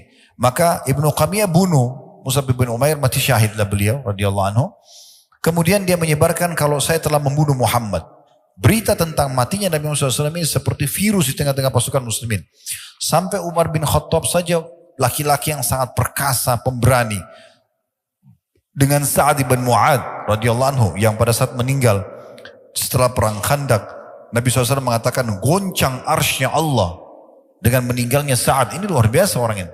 Dua orang ini pun karena termakan isu tadi Nabi SAW terbunuh, mereka meletakkan pedang mereka ke bawah, ke tanah, Lalu kemudian mereka pun menunggu apa yang terjadi. Di awal-awal Islam Nabi SAW sudah terbunuh. Maka lewat Anas bin Nadhr di hadapan Umar dan di hadapan Sa'ad bin Mu'ad. Pasukan muslimin sudah terpukul mundur, banyak korban, dan Umar sendiri sudah duduk di tanah sama Sa'ad. Di depan Umar itu sedikit agak jauh ada 2.800 pasukan Quraisy yang kembali ke medan perang dan meninggikan kembali bendera mereka. Maka Anas lewat, dan Anas ini kebetulan tidak hadir di perang Badar, dan dia mengatakan pertemuan pertama Rasulullah SAW dengan Quraisy, pertumpahan darah, peperangan, saya tidak hadir. Kalau terjadi lagi yang kedua kali, saya akan perlihatkan kepada Allah yang terbaik dari saya. Maka betul 1 tahun kemudian terjadi perang Uhud, dan Anas menunjukkan betul-betul luar biasa keimanannya. Dia mengatakan apa? Ya, dia lewat, kemudian Umar datang. Umar mengatakan, "Hai Anas, kamu kemana?" Kata Anas, "Saya mencium bau surga di Uhud. Di depan mata musuh, tinggal serang-serangan, saya tertusuk masuk surga, hitungan detik." Maka kata Umar, tapi Rasulullah SAW sudah mati terbunuh. Maka Anas mengucapkan kata-kata yang membangkitkan kembali semangatnya Umar dan Sa'ad. Dia mengatakan, kalau Rasulullah SAW sudah terbunuh, maka bangunlah dan terbunuhlah bersamanya. Kata Umar, kata-kata ini betul-betul mengingatkan kepada kita atau kepada kami, bahwasanya betul ya, kenapa kita harus tinggal diam? Kenapa putus asa? Ayo baju berperang. Setelah terjadi perang Uhud, kata Umar menceritakan kisah ini kepada Nabi SAW, ya Rasulullah, saya dengan Sa'ad berusaha mengejar Anas, kami tidak mampu. Karena cepatnya dia melejit ke musuh dan dia melawan sendiri. Dan tadi dalam riwayat dikatakan, waktu selesai perang Uhud tidak ditemukan potongan tubuhnya kecuali jarinya saja. Dicabik-cabik oleh 2.800 musuh. Itu luar biasa. Bagaimana kekuatan mereka dalam masalah ini. Mungkin kalau kita ingin korek teman-teman sekalian, kisah seperti ini banyak sekali ya. Namun ada satu kisah yang saya ingin tambahkan. Tentu ada kisah yang pernah kami sampaikan, pertandingan duelnya Ali bin Abi Thalib dengan Amr bin Wud dalam perang Khandaq. Kemudian juga banyak kisah-kisah Zubair ya, dengan tokoh-tokoh kesatrianya Yahudi di Khaybar ya. Banyak sekali kisah-kisah yang luar biasa, heroik sekali gitu ya. Kalau kita ingin bahas ini mungkin banyak sekali memakan waktu. Tetapi teman-teman sekalian, saya coba datangkan sekarang kisah selain sahabat. Mungkin ada yang mengatakan sahabat ya hidup bersama Nabi dan seterusnya. Oke, ada generasi setelahnya, tabi'in. Ada seseorang tadinya kafir, orang Persia. Namanya Rafi' ibn Mahran, julukannya Abul Aliyah. Orang ini teman-teman sekalian tumbuh dalam keadaan penyembah api di Persia. Waktu umat Islam berhasil menembus ya Persia di tangan Sa'ad bin Abi Waqqas radhiyallahu anhu, berhasil menembusnya, maka mulailah banyak orang-orang Persia menjadi tawanan perang, di antaranya Rafi'. Lalu kemudian dia lihat muamalahnya kaum muslimin, bagaimana umat Islam sangat santun, sangat baik. Di medan perang mereka seperti singa memang, tapi kalau orang sudah tertawan, mereka menjalankan sabda Nabi SAW, berbuat baiklah kepada termasuk tawanan-tawanan. Sampai sebagian tawanan kaum muslimin mengatakan, kami menyaksikan sendiri bagaimana mulut-mulut kami dimasukkan roti-roti yang manis, dan kaum muslimin memasukkan ke mulut mereka kurma-kurma yang sudah kering. Saking kita disuruh buat baik pada tawanan. Akhirnya dia masuk Islam. Tapi waktu dia masuk Islam, dia bukan main-main. Dia tahu pondasi dasar Islam ini adalah keimanan. Maka dia mulai menghafal Al-Quran, dia mulai menghafal hadis-hadis Nabi SAW dari orang kafir, ya, masuk iman dalam hatinya sampai menjadi ulamanya tabi'in. Abul Aliyah sampai dalam ilmu hadis dikenal dengan sanad emas. Abul Aliyah, kemudian sahabat Nabi lalu Rasulullah SAW. Tadinya orang ini mengambil ilmu dari para tabi'in, dan beliau tabi'in sendiri. Lalu beliau berkata pada dirinya sendiri, saya kenapa harus belajar dari tabi'in? Kenapa saya tidak belajar dari sahabat langsung? Mulailah dia nukil, belajar dari, dan dia sempat mendapati Abu Bakar di akhir hidupnya. Kemudian juga datang di masa Umar dan mulai belajar dari Abdullah bin Abbas, Abdullah bin Umar, Anas bin Malik, ya, Samurah bin Jundub, dan banyak sekali sahabat-sahabat Nabi yang lain, dan menjadi murid-murid utamanya. Tapi jelas teman-teman sekalian, kalau kita ingin korek kisahnya dari awal di panjang lebar, saya akan buat satu serial. Alhamdulillah kita sudah buat serial Sahabat Tabligh Akbar.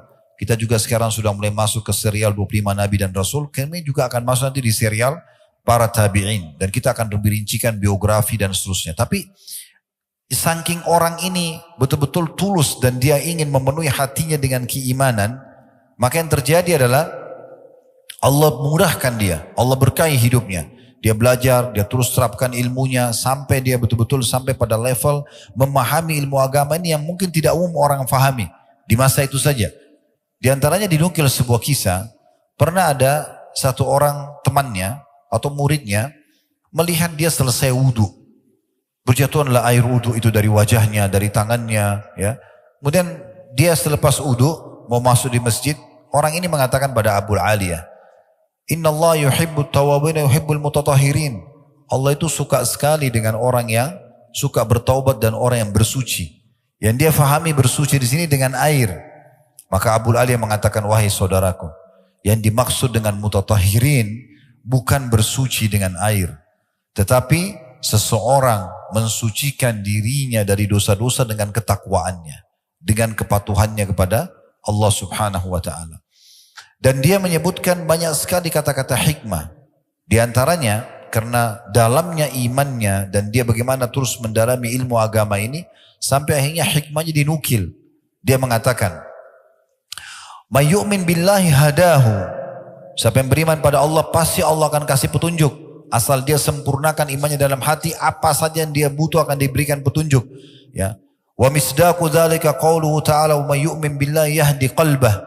Dan pembenaran terhadap apa yang saya ucapkan adalah firman Allah Subhanahu wa taala, siapa yang beriman kepada Allah, memaksimalkan imannya dalam hatinya kepada Allah, Allah akan berikan petunjuk pada hatinya.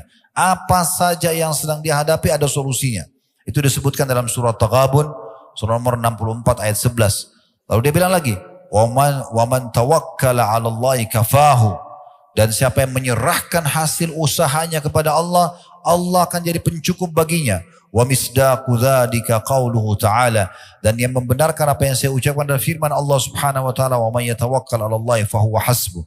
Surah At-Talaq surah nomor 65 ayat 3. Siapa yang bertawakal kepada Allah, ikhtiar dulu kemudian dia serahkan usahanya kepada Allah, maka pasti Allah akan jadi pencukup baginya. Wa man aqradahu jazah, dan siapa yang meminjamkan di jalan Allah, bersedekah di jalan Allah, maka Allah pasti akan balas dia. Wa misdaqu dzalika qauluhu ta'ala, dan itu pembenarannya adalah firman Allah Subhanahu wa taala, "Man dzalladzi yuqridullaha qardan hasanan fayudha'ifahu lahu adha'afan katsira." Surah Al-Baqarah surah nomor 2 ayat 245. Dan siapa yang meminjamkan untuk Allah dengan pinjaman yang baik, maka Allah akan lipat gandakan dengan kelipatan-kelipatan yang banyak.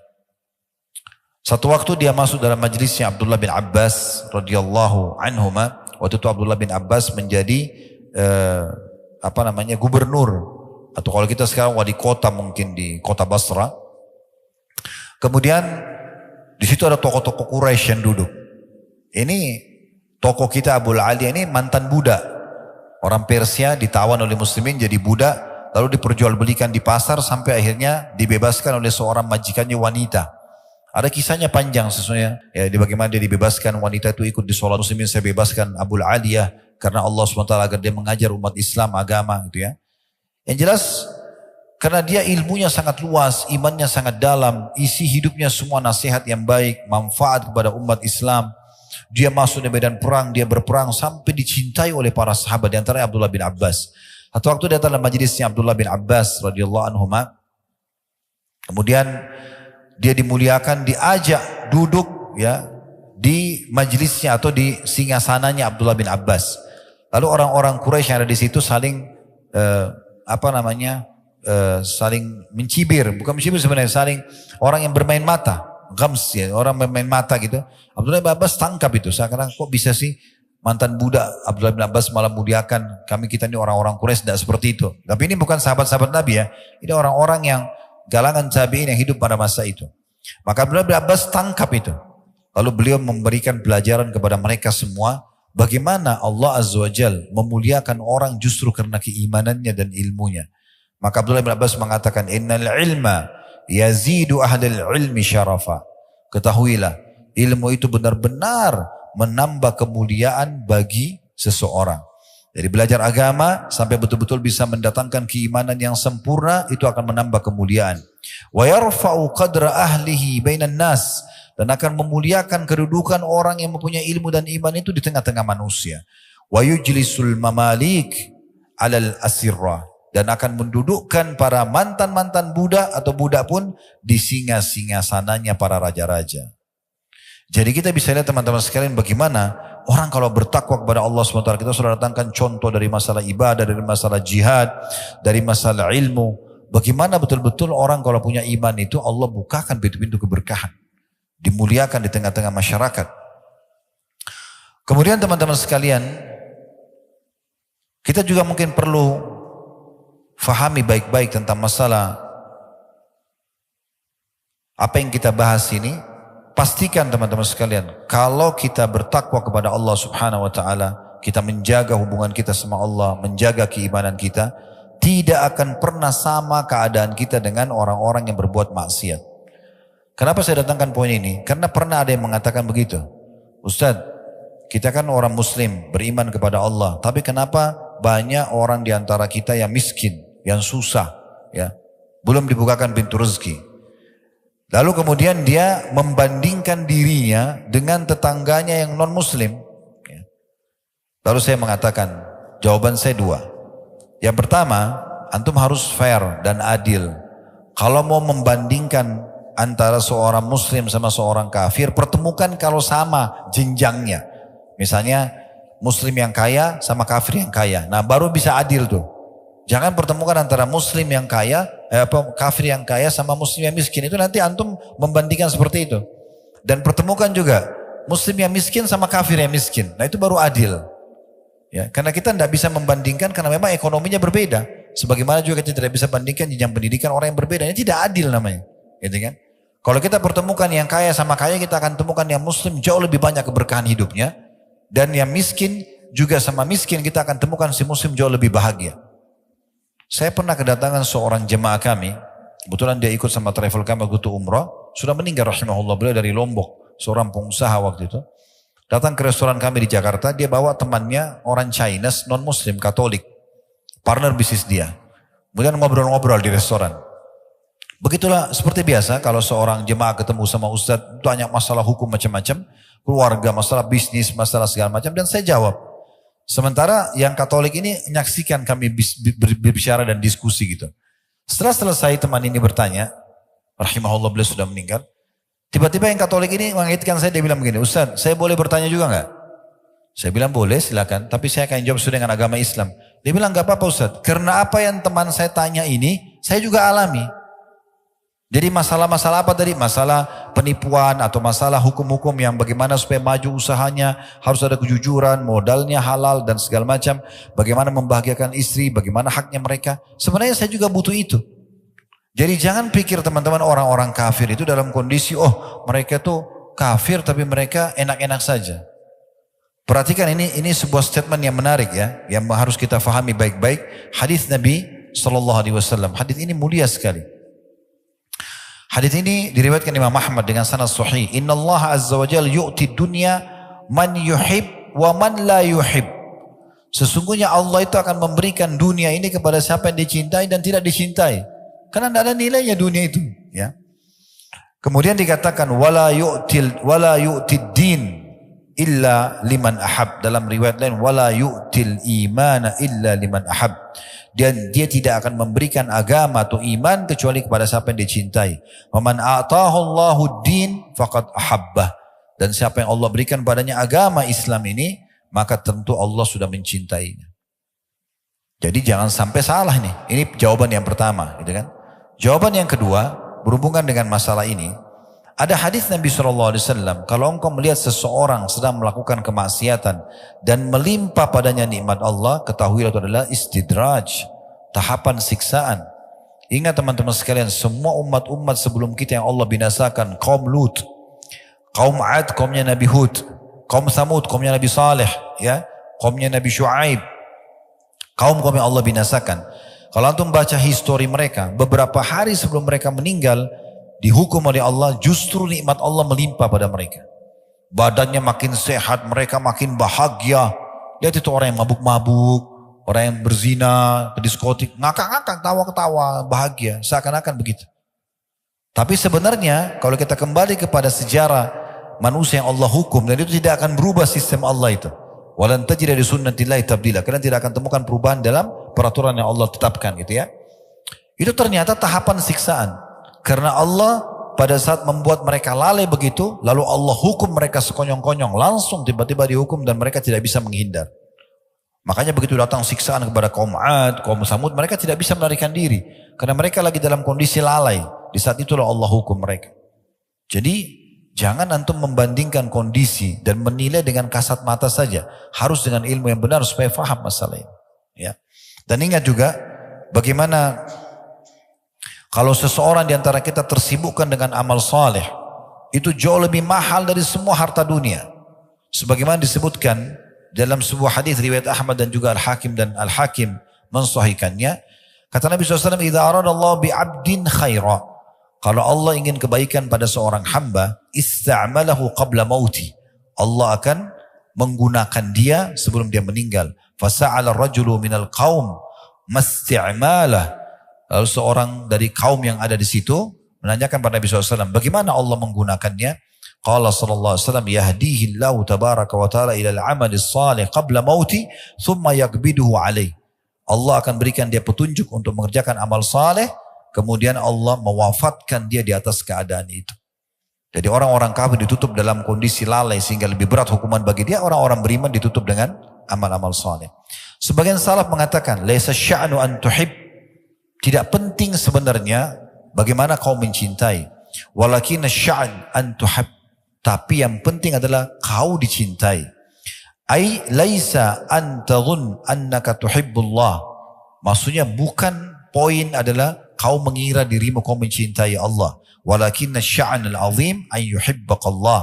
Tapi yang benar adalah bagaimana Allah mencintaimu. Lianna Allah la yuhibbu illa man istahaqqa dzalikal hubb. Karena Allah tidak akan mencintai kecuali orang yang pantas untuk menerima cinta tersebut. Teman-teman sekalian, saya akan tutup dengan perkataan yang atau beberapa dalil ini kita sebagai bahan renungan ya.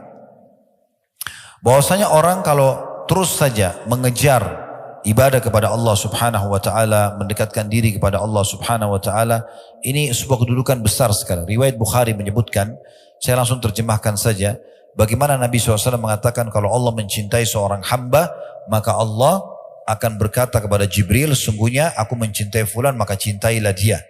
Akhirnya Jibril pun mencintai dan menyeru di langit dan di bumi, kalau Allah mencintai fulan maka cintailah dia.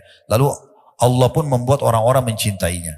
Tentu ada yang membencinya kalau orang-orang itu kafir atau orang munafik sebagaimana Nabi SAW. Tapi umumnya orang akan menyukai dia. Kemudian kalau Allah membenci seorang hamba, Allah akan panggil Jibril. Lalu mengatakan, hai Jibril, aku benci fulan, bencilah. Maka Jibril membencinya. Kemudian Jibril menyeru di langit dan di bumi, kalau Allah membenci si fulan maka bencilah. Lalu dibencilah orang tersebut. Ini luar biasa. Kemudian riwayat yang lain adalah riwayat Abu Bakar radhiyallahu anhu.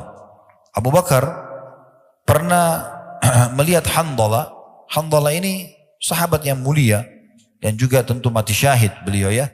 Jenazahnya waktu ditemukan di perang Uhud, ya, Nabi SAW lihat jenazahnya yang terkenal dengan Ghasilul Malaikah, ya, karena beliau menikah hari Jumat, ya, kemudian terjadi interaksi biologis dengan pasangannya selepas subuh hari Sabtu, itu dikumandangkan atau dipanggil perang jihad, perang Uhud, maka dia keluar sebelum dia mandi junub, kemudian dia pergi berperang sampai mati syahid. Nah, pada saat Nabi SAW mengumpulkan jenazah-jenazah, ya, lalu kemudian melihat jenazah Handalah, beliau mengalihkan pandangan matanya. Lalu kata para sahabat, ya Rasulullah, ada apa dengan Handalah? Terjadi sesuatu yang buruk pada beliau? Kata Nabi SAW, tidak. Aku diperlihatkan oleh Allah Subhanahu Wa Taala istrinya dari bidadari surga datang menjemputnya. Dan dalam riwayat lain ada malaikat datang memandikan junub dia. Maka dapat julukan Ghasilul Malaika, atau yang dimandikan oleh para malaikat. Nah, Handalah ini pernah datang di majelis Nabi. Dia dengarkan tentang kematian, tentang surga dan neraka, siksa kubur. Dia nangis terisak-isak sambil pulang dari masjid menuju ke rumahnya. Lewat di depan Abu Bakar. Lalu Abu Bakar tanya, Handalah, ada apa dengan kau? Dia bilang, saya Datang dari majelis Nabi, Nabi ingatkan tentang surga, neraka, kematian, kubur. Saya tersentuh dan saya takut. Lalu kata Abu Bakar, inna lanulki misla hadha. Sungguhnya kami betul-betul juga merasakan ini. Ya. Maka fantolak tu ana wa Abu Bakar. Maka Hanzalah mengatakan saya pun beranjak dengan Abu Bakar menuju ke Nabi SAW. Hatta dakhalna ala Rasulillah SAW. Sampai kami menemui Rasulullah SAW. Qultu nafaka Hanzalah ya Rasulullah. Wahai Rasulullah, Hanzalah sudah jadi munafik. Ya. Maka Nabi SAW mengatakan, wa mazak. Apa sebabnya kau mengatakan itu? Qultu ya Rasulullah, nakunu indaka tuzakkiruna bin nari wal jannah. Hatta ka'anna ra'yal ain. Kami duduk di sisi Anda ingatkan kami tentang surga neraka, sampai kami seakan-akan melihat surga neraka dengan mata kepala kami. Fa idza kharajna min indika, kalau kami sudah keluar dari sisi Anda, kemudian kami mulailah ya, jalasna al-azwaj wal aulad ya. Kami sudah mulai kumpul dengan istri dan anak-anak dan juga harta-harta kami ya. Nasina katsira, kami mulai lupa. Faqala sallallahu alaihi wasallam, maka Nabi SAW mengatakan, walladzi nafsi biyadi, demi zat yang jiwaku dalam genggaman, maksud demi Allah, in law tadumuna ala ma taqumuna indi, ya. Kalau seandainya kalian coba mempertahankan iman kalian seperti waktu kalian sedang duduk di sisiku, betul-betul yakin itu Allah ada, hati kalian penuh dengan iman, surga seperti depan mata dan ingin mengejarnya dengan amal soleh ke amal soleh yang lain, neraka seperti depan mata sehingga takut sekali berbuat dosa, kalian jaga itu. Kemudian dikatakan oleh Nabi SAW, kalian jaga seperti kalian di sisiku, ya. Lasafahatkumul malaikatu ala furushikum, maka pasti malaikat-malaikat akan datang dan menyalami kalian di ranjang-ranjang kalian, wa fiturukikum, dan di jalan-jalan kalian. Walakin ya Hanzalah sa'atun wa sa'ah. Tapi hai Hanzalah, memang sekali ini dan sekali itu. Maksudnya adalah yang kita ingin titik beratkan teman-teman sekalian di sini, bagaimana Nabi SAW menitik beratkan. Kebanyakan orang fahami hadis ini sebagai penutup ya. Bagaimana orang banyak memahami, oh kata Nabi SAW Hanzalah sesaat-sesaat. Sehingga mereka, saya sering dengar ikhwah bilang gitu ya. Kan ada hadis Hanzalah sesaat-sesaat, maksudnya ya sekali kita tambah iman kita, sekali mungkin kita juga lemah gitu ya. Mereka lupa potongan awal hadis ini. Ini yang harus digarisbawahi. Kata Nabi SAW, bersumpah atas nama Allah, andai saja kalian pertahankan itu, semangat untuk ibadah dengan penuh keyakinan Allah sedang melihat, Allah sedang menilai, mengawasi, dan surga depan mata. Kalau saya mati nih dalam keadaan beribadah, saya akan masuk surga. Kalau saya mati dalam keadaan kafir atau berbuat dosa, akan masuk neraka. Kalau dipertahankan, malaikat akan datang menyalami kalian. Mungkin tidak masuk akal kita. Karena banyak orang tidak masuk di akalnya, dia tidak jadikannya sebagai pegangan. Padahal sebenarnya itu yang Nabi ingin titip pesankan. Kalau kau jaga Hanzalah, malaikat akan datang menyalami kalian. Di jalan-jalan kalian, di ranjang-ranjang kalian. Maksudnya menolong kalian dengan caranya. Salah satu maknanya di sini adalah kalau pernah dengar tentang keutamaan masjid ya. Jadi jangan teman-teman tinggalkan masjid bagaimanapun keadaannya kecuali darurat sekali. Sholatnya terutama ya. Karena kata Nabi SAW dalam hadis yang disahihkan oleh Al-Mudri dalam Targhib Tarhib beliau dan disahihkan oleh Syekh Albani, bahwasanya masjid itu memiliki pasak-pasak. Itulah para pengunjungnya ya. Kalau mereka sakit, maka malaikat menjenguk mereka. Dan kalau mereka butuh bantuan, malaikat membantunya. Memang tidak nampak depan mata kita malaikat itu. Tapi datang bantuannya. Salah satu cara mengimani keadaan malaikat seperti apa kira-kira? Perhatikan hadis Nabi SAW. Kalau seseorang terbangun tengah malam, kita semua bisa rasakan itu. Maka pendampingnya dari malaikat akan mengatakan, sholatlah. Pernah gak antum bangun tengah malam, ada perasaan bisikan dalam hati mau sholat? Itu dari malaikat. Kita imani mereka berada begitu. Ada masjid lagi dikumandangkan azan, hayya 'alas shalah, ada dalam hati mau sholat. Ada orang miskin, ada hati dalam hati bisikan suruh bantu. Itu dari malaikat semua. Mereka mengingatkan kita kebaikan-kebaikan. Nanti pendampingnya, qarinnya dari syaitan akan mengatakan tidurlah malam masih panjang. Memang tidak nampak, tapi ada kenyataannya, gitu kan? Nah seperti itulah. Jadi yang kita titik beratkan sekarang secara tazkiyatun nafs, musyid jiwanya adalah bagaimana kita ambil potongan pertama hadis, yaitu mempertahankan keimanan kita. Antum harus merasa teman-teman sekalian, mempertahankan iman antum, ibadah antum pada Allah ini lebih mahal dan lebih butuh daripada makan pada saat lapar, tidur pada saat ngantuk, obat pada saat sakit, lebih penting.